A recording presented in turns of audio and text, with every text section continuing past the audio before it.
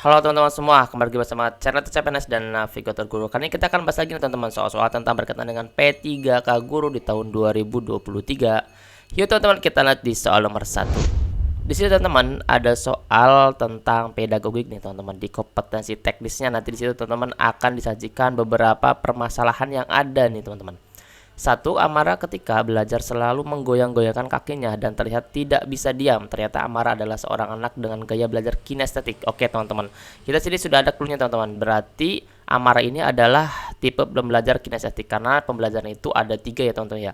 Dia ada auditory, kemudian ada visual, ada yang kinestetik atau teman-teman disingkat VAK. Itu ya teman-teman ya.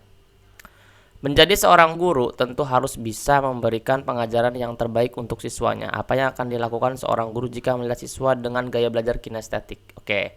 A. Menghadirkan media nyata seperti mengenalkan magnet batang dengan membawa magnet batangnya sebagai pemahaman konsep baru. Berarti ini demonstrasi ya teman-teman ya. B. Memberikan buku tulis dan mencatat amanat yang ada di video yang telah disajikan.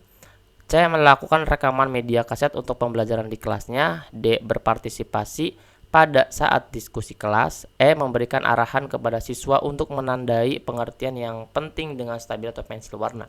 Teman-teman, kalau misalkan ada gaya belajar kinestetik, berarti kita akan harus diberikan ya teman-teman di pembelajaran ini secara contoh nyata dan dia itu bergerak. Nah, kalau misalkan dia sering bergerak itu kan diberikan demonstrasi langsung nih teman-teman.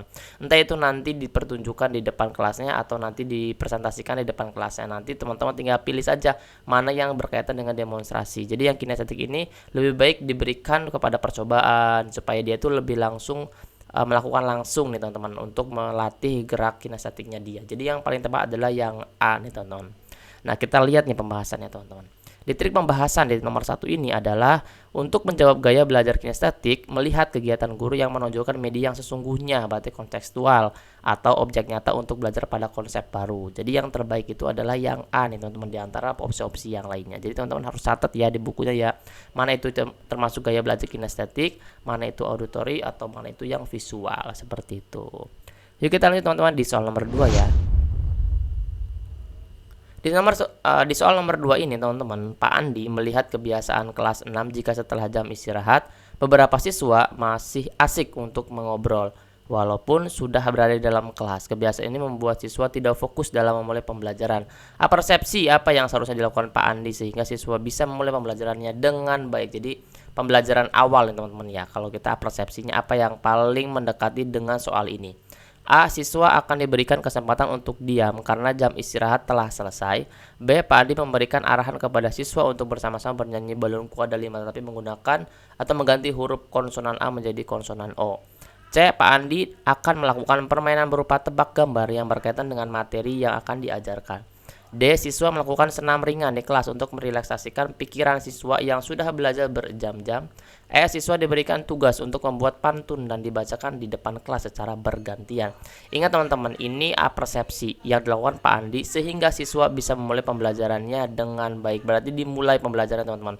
Kalau siswa akan diberikan kesempatan untuk diam karena jam istirahat telah selesai, maka ini bukan awal pembelajaran. Jadi kita nggak akan pilih teman-teman. Kemudian yang B, Pak Andi memberikan arahan kepada siswa untuk bersama-sama bernyanyi balonku ada 5 tapi menggunakan atau mengganti huruf konsonan A menjadi O. Ini kita boleh checklist dulu. Yang C, Pak Andi akan melakukan permainan berupa tebak gambar yang berkaitan dengan materi yang akan diajar. Nah, yang paling tepat adalah yang C. Kenapa bisa seperti itu? Dia menggunakan permainan tapi ada unsur materi yang akan diajarkan. Jadi nanti ketika pas masuk ke materi, maka dia tidak terlalu jauh nih teman-teman untuk dimulainya. Jadi yang paling tepat adalah yang C. Jadi kita akan pilih sistem pembelajarannya atau permainan atau ice breakingnya yang berkaitan dengan materi tersebut. Apalagi ini dia persepsi nih teman. Oke. Jadi kita bisa mengklasifikasikan teman-teman, apakah ini adalah treatment untuk awal pembelajaran, proses pembelajaran atau inti dalam pembelajaran atau pembelajaran di akhir. Jadi kita harus bisa mengklasifikasinya. Kalau misalkan kita salah mengklasifikasinya, maka kita akan salah juga membuat tindakannya atau treatmentnya seperti itu. Oke. Ini teman-teman pembahasannya. Trik dalam pembahasan ini adalah kita harus lebih dulu melihat kondisi siswanya, apakah sedang melakukan pembelajaran atau baru masuk ke dalam kelas. Ketika siswa masuk dalam kelas, maka yang diperlukan siswa adalah mengalihkan konsentrasi yang awalnya terpecah oleh kegiatan istirahat menjadi konsentrasi pembelajaran dengan dibungkus sebuah permainan tebak-tebakan yang menyenangkan. SBDG-nya bisa melakukan apa aja selain ditebak-tebakan, tapi kalau di sini ada materinya, maka kita pilih yang materi. Nah, seperti itu teman-teman ya. Kita lanjut soal nomor 3 nih teman-teman. Di sini teman-teman ada soal tentang seorang guru tentunya menjumpai anak yang bermacam-macam seperti menemui anak yang mempunyai kesulitan belajar siswa. Contohnya diskalkula yang mempunyai kesulitan dalam menggunakan bahasa simbol yang berkaitan dengan jumlah atau kuantitas. Jika Anda menjadi guru yang menemui siswa diskalkula, maka apa yang akan Anda lakukan nih teman-teman? Diskalkula ya teman-teman ya, berarti dia susah untuk berhitung dan mengenal simbol-simbol angka.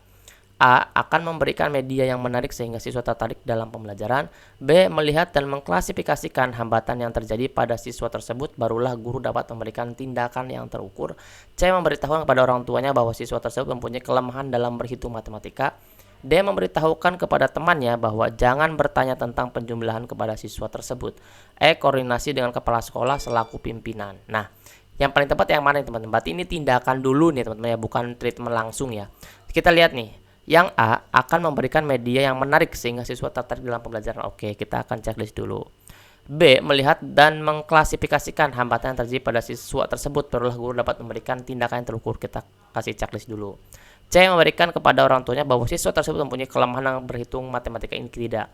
Karena di sini adalah harus pemecahannya adalah gurunya teman-teman. Ya, bukan memberitahukan. Karena ini kita ingin melihat treatment yang paling tepat ya teman-teman. Jadi jawaban itu bisa jadi A sampai E itu benar semua nih teman-teman, tapi kita harus pilih jawaban yang paling tepat dari yang tepat. Kemudian yang D, memberitahu kepada temannya bahwa jangan bertanya tentang penjumlahan kepada siswa tersebut, ini pun tidak membantu. Koordinasi dengan kepala sekolah selaku pimpinan, ini pun kita akan checklist. Jadi antara 3A, B atau E jawabannya nih teman-teman. Jadi teman-teman, kalau misalkan ada jawaban seperti ini, kita harus secara rasional dan logika dulu teman-teman. Jangan sampai kita dimasukkan ke dalam pembiasaan, tapi kita harus benturkan kepada peraturan yang berlaku. Untuk guru, kalau kita ingin menemui pembelajaran atau siswa yang rendah atau memiliki sebuah permasalahan, maka yang pertama adalah hambatannya apa dulu teman-teman. Melihat dan mengklasifikasikan hambatan yang terjadi pada siswa tersebut, barulah guru dapat memberikan tindakan yang terukur. Jadi kita akan membuat dulu. Kalau misalkan A itu kan benar memberikan media, iya betul sekali benar. Kalau dia akan memberikan media, tapi sebelumnya media, maka kita harus diukur dulu teman-teman, mana yang paling tepat, media apa yang harus kita lakukan, harus kita terapkan atau kita pilih. Kemudian koordinasi dengan kepala sekolah pun dia juga benar. Tapi sebelum ke kepala sekolah, maka kita harus terukur dulu, klasifikasikan dulu mana masalah yang berkaitan dengan diskalkulanya, apa itu apa itu sumbernya dari mana dia itu tidak bisanya. Jadi kita harus riset dulu nih teman-teman. Jadi jawaban yang paling tepat adalah yang B. Nanti teman-teman kalau misalkan ketemu soal seperti ini yang jawaban B ini nggak ada, maka akan ada media kemudian koordinasi. Maka teman-teman pilih media yang menarik yang sesuai dengan akan diajarkan oleh simbol. Karena ini ada jawaban di atas dari jawaban yang A, maka kita akan pilih yang B. Jadi kita itu harus pilih jawaban yang paling tepat dari yang tepat gitu teman-teman. Oke. Jadi bukan berarti yang A itu salah ya teman-teman ya, tapi ada yang lebih tepat lagi. Coba kita lihat nih triknya. Trik dalam menjawab soal di atas, kita akan menemukan tindakan yang tepat jika kita sudah mengantongi hambatan yang terjadi pada diri seorang siswa. Terlebih seorang diskalkula memiliki karakter yang berbeda-beda seperti gangguan dalam keruangan, gangguan dalam persepsi visual, serta karakteristik lainnya. Pada setiap karakteristik memiliki ciri dan tindakan yang berbeda. Jadi teman-teman harus jeli dalam menjawab soalnya nih teman-teman. Nah, teman-teman semua kalau misalkan teman-teman perlu untuk belajar bersama kami nih teman-teman nih, kita lakukan daftar kelas belajar nih teman-teman. Silakan teman-teman bisa daftar kelas belajar P3K Guru tahun 2023 di chat WA aja teman-teman di 087723317506. Jadi nanti kita akan langsung belajar teman-teman di bulan Agustus ini untuk mempersiapkan teman-teman jadi ASN nih teman-teman. Oke. Lanjut teman-teman di soal nomor 4 nih ya. Di soal nomor 4 ini karakteristik siswa diskalkula lagi nih teman-teman mengalami gangguan asosiasi visual motor yang ditunjukkan dalam kegiatan sehari-hari atau bahkan dalam pembelajaran di kelas. Berikut adalah siswa yang memiliki karakteristik siswa diskalkula pada gangguan asosiasi visual motor. Nah, yang mana nih teman-teman? A. Siswa sulit untuk menjumlahkan dua kelompok benda yang terdiri dari beberapa anggota. B. Siswa tersebut memegang benda kelima akan tetapi dia mengucapkan 3 atau sebaliknya. C. Siswa sulit membedakan atas, bawah, tinggi, dan rendah. D. Siswa tidak dapat mengidentifikasi jika angka 8 lebih dekat dengan angka 9 daripada ke angka 12. Siswa tersebut sulit membedakan mana simbol penjumlahan dan simbol pengurangan.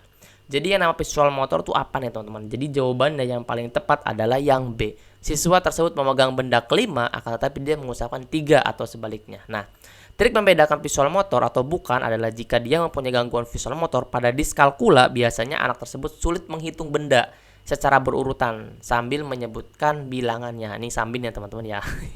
Ini sambil, ini jadi sambal. Jadi sambil menyebutkan bilangannya teman-teman. Misalkan teman-teman di sekolahnya atau di kelasnya megang bendanya itu ada tiga berbentuk karton atau apa, tapi dia mengucapkan 3 atau sebaliknya, atau jumlah bendanya, jadi dia itu termasuk ke dalam bisa jadi ini teman-teman, karena kan banyak riset dulu teman-teman, dia termasuk ke dalam diskalkula apa.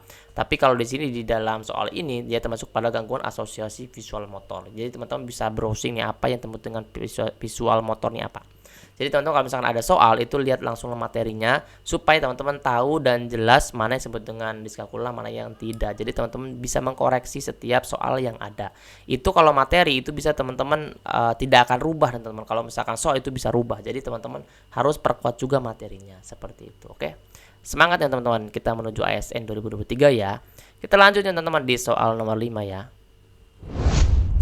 Bagaimana jika Anda seorang guru ingin menerapkan pembelajaran pada siswa yang mengalami diskalkula yang berhubungan dengan hitungan? Ini diskalkula terus nih teman-teman.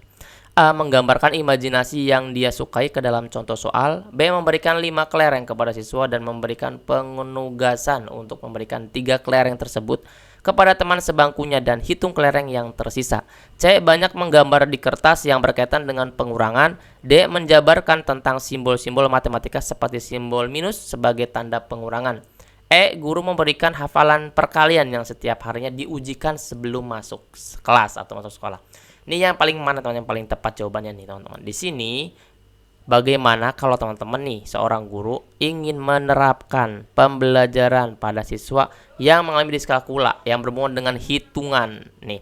Nanti teman-teman disajikan juga tentang berhubungan dengan apa. Nah, itu tuh sebagai clue atau triknya supaya bisa membedakan opsi-opsi mana yang harus kita pilih. Ini teman-teman berhubungan dengan hitungan ya teman-teman. Kalau hitungan berarti yang mana nih teman-teman? Menggambarkan imajinasi yang dia sukai ke dalam contoh soal tidak.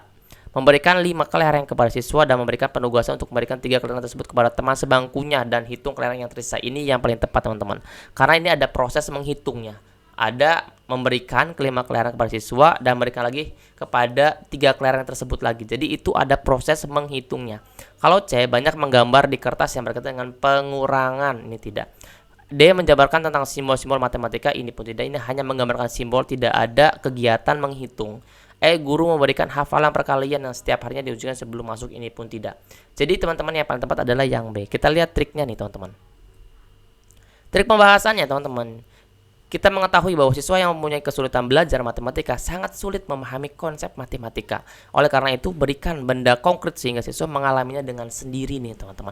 Nah, soal-soal seperti itu, soal-soal pemecahan masalah tentang pedagogik dan kehidupan nyata, contextual learning teman-teman, itu biasanya keluar di soal-soal P3K nih teman-teman. Untuk nih soal-soal di P3K 2023 ini teman-teman harus wajib bisa memperkuat lagi materi dan banyakin soal-soal yang teman-teman harus taklukkan, karena bisa jadi soal-soal yang 2022 akan berbeda dengan 2023, tapi semuanya itu akan berkaitan dengan guru kelasnya masing-masing. Kalau ini kan guru kelas SD teman-teman, kalau nanti teman-teman di guru mapel, nanti teman-teman akan ada lagi di guru mapel lainnya. Jadi teman-teman bisa teman-teman untuk masuk di daftar kelas kita, teman-teman untuk belajar bareng. Kita akan drill soal setiap hari, ada tryoutnya dan ada zoomnya teman-teman. Kita akan bahas, alhamdulillah banyak sekali yang sudah lulus dan teman-teman di alumni-alumni kita. Untuk teman-teman semua, semoga menyusul di alumni kita nih ya. Kita lanjut teman-teman di soal nomor 6. Teman-teman, di sini ada orientasi pembelajaran abad 21 yang tergambar pada kegiatan di bawah ini yang berkaitan dengan kreativitas dan inovasi adalah yang mana, teman-teman? Apakah A, siswa diberikan permasalahan yang kompleks sehingga terbiasa berpikir analitis, atau B, guru menanamkan sikap toleransi kepada siswa tersebut kepada siswa terkait interaksi melalui media sosial, atau C, mengajarkan cara berkomunikasi yang baik untuk bisa menyampaikan pendapat secara lisan dengan jelas, atau D, siswa mulai dilibatkan dengan teknologi komputer berupa kemampuan untuk menerapkan teknologi informasi, atau E, jawaban guru guru menggunakan pembelajaran STEAM untuk mengembangkan pembelajaran di kelasnya, atau bisa juga menggabungkan beberapa model pembelajaran yang sesuai. Menurut teman-teman nih, soal nomor 6 ini termasuknya dalam opsi yang mana yang paling tepat? Untuk teman-teman semua, silakan jawab di kolom komentar untuk semuanya. Silakan teman-teman ya, oke. Belajar teman-teman yang rajin, kita jemput ASN di 2023 ini untuk teman-teman semua. Silakan masuk ke kelas belajar kami. Mudah-mudahan lulus semuanya jadi ASN 2023. Dadah, nantikan untuk soal selanjutnya ya. Jangan lupa subscribe, like, dan share. Bunyikan tanda loncengnya teman-teman, sehingga teman-teman semua ketika ada upload dari kami yang terbaru, maka teman-teman ada notifikasinya. Terima kasih ya teman-teman ya. Semoga yang subscribe semuanya lulus jadi ASN. Terima kasih.